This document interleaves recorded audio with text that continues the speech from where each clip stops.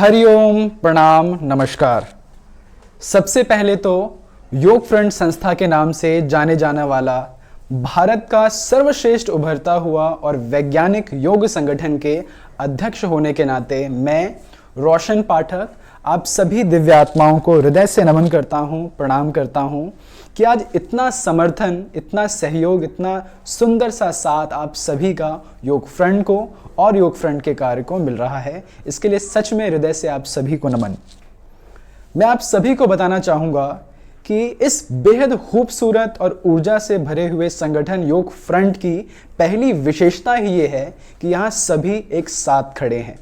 यहाँ सभी को एक समान दर्जा दिया जाता है, एक समान रूप से देखा जाता है। और ये तो हमारे योग फ्रंट का घोष वाक्य ही कहता है कि समानी व आकृति समाना हृदयानि वा समानमस्तु वो मनो यथा वासु सुहासति, यानी कि united to be your purpose, harmonious to be your feelings, collected to be your mind in the same way as all the aspects of this universe exist in togetherness.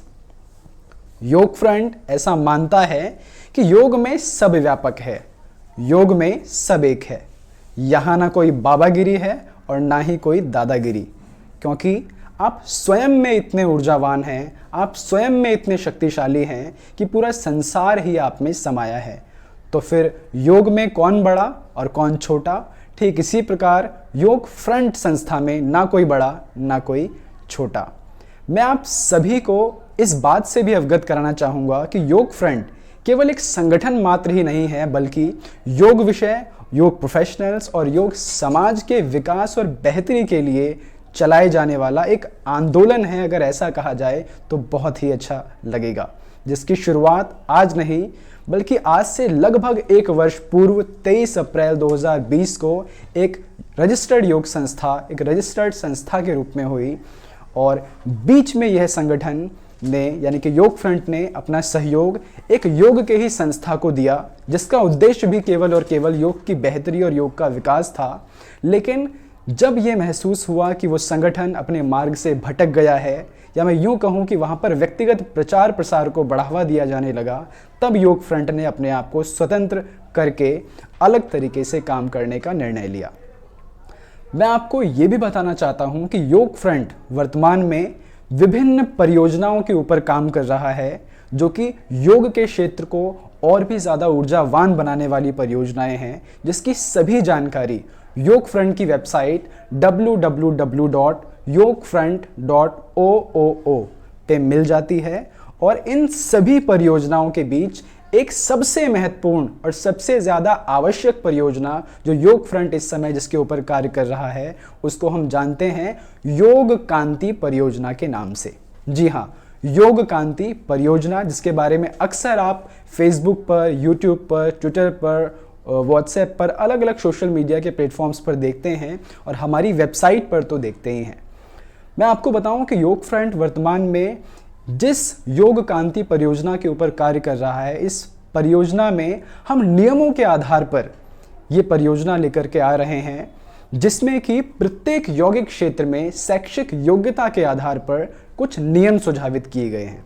जैसा कि हम देखते हैं कि आजकल रोज के योग के क्षेत्र में जब भी कोई रोजगार आता है, तो शिक्षा के क्षेत्र में अगर योग की कोई वैकेंसी आई तो उसमें शैक्षिक योग्यता बहुत अलग होती है। योग विज्ञान के यानी कि मेडिकल की फील्ड में अगर योग की कोई वैकेंसी आती है तो उसमें शैक्षिक योग्यता कुछ अलग होती है। खेल के क्षेत्र में अगर योग की कोई वैकेंसी आती है तो उसमें शैक्षिक योग्यता नहीं बना दी जाती है, अचानक से बना दी जाती है। इसी प्रकार अगर आध्यात्म के क्षेत्र में भी कोई, वैसे आध्यात्म के क्षेत्र में तो कोई नियम नहीं है, लेकिन इसमें भी कुछ अलग बातें देखी जाती है। और रक्षा के क्षेत्र में यानी कि डिफेंस के क्षेत्र में भी योग को बढ़ावा दिया गया था एक समय में। वर्तमान में रक्षा के क्षेत्र में बहुत बड़े स्तर पर योग नहीं है, लेकिन वहाँ भी अगर योग की कोई वैकेंसी आती है तो उसमें भी पहले से कोई नियम नहीं बने, अचानक से कोई नियम बनाए जाते हैं और उसके आधार पर रोजगार दिया जाता है, जो कि बहुत कम संख्या में देखा जा रहा है।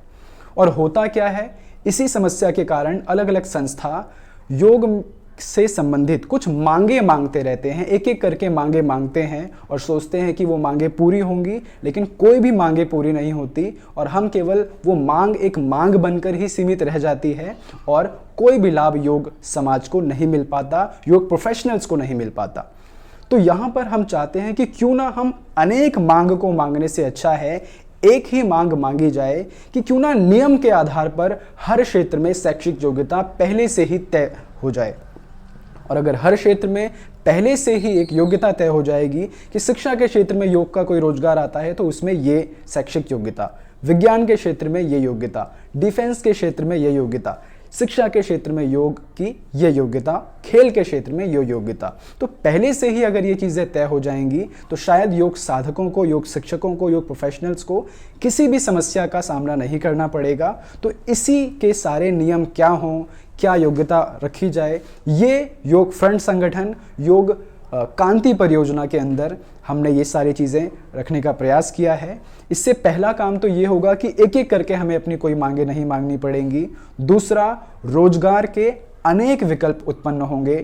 क्वालिटी यानी कि गुणवत्ता मेंटेन हो पाएगी और जो अनप्रोफेशनलिज्म है वो समाप्त होगा। 21 दिन, 20 दिन, 1 महीने और 6 महीने वाले जो योग के क्षेत्र में करके जो बहुत बड़े बड़े चीज़ों को हम देखते हैं कि वहाँ पे वो जाने का प्रयास करते हैं, वो अनप्रोफेशनलिज्म समाप्त हो जाएगा। क्योंकि अगर योग के क्षेत्र में नियमों के आधार पर ही सारे काम होंगे तो किसी प्रकार की समस्या नहीं होगी। तो इसी के लिए योग फ्रंट कार्य कर रहा है और हमने इस प्रोजेक्ट को भारत सरकार को भी भेजने का प्रयास किया है और धीरे धीरे हम हर राज्य की सरकारों के समक्ष भी इस परियोजना को रखेंगे ताकि जल्द से जल्द पूरे भारत में ये परियोजना जाए और नियमों के आधार पर अगर योग में सब कुछ होने लगेगा तो फिर किसी प्रकार की समस्या ही नहीं होगी। यही हमारा उद्देश्य है, यही हमारा लक्ष्य है और बाकी समाज के हित में बहुत सारे काम योग फ्रंट कर रहा है। मैं आप